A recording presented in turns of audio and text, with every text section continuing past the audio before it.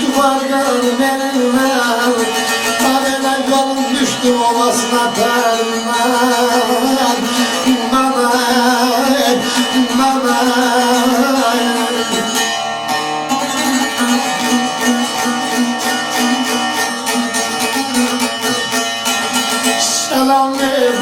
Selam verdim aleykanlı selamı.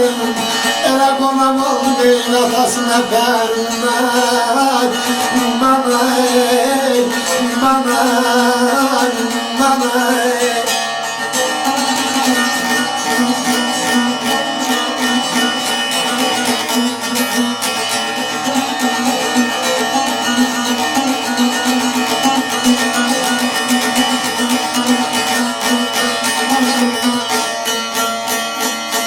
Siyah saçlara bağlan dal yarnağına hörmeler. Amele gümüş kemeri ince bel bürmeler. Alttan kaftazeyim üstten kızıl düğmeler.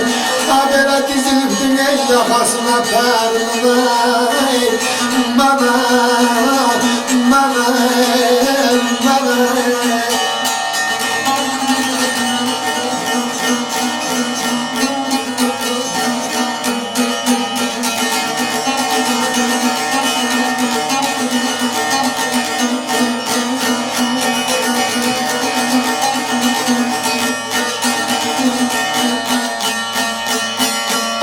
Benim davat ettin aman keşke düşmene.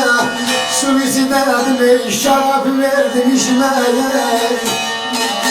Gönül kuşu pervaz ettim uçmaya. Ela uçan bana çıkkasına permen. Bana, bana, bana.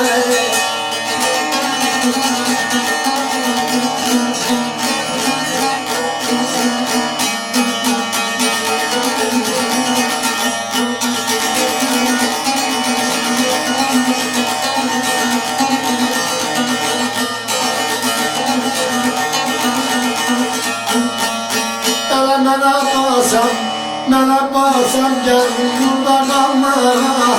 Eyvah ekmeği sararmağa solmağa. Ele gurbet elden bele güzel bulmağa. Abele yeni düştüm sevdasına permen.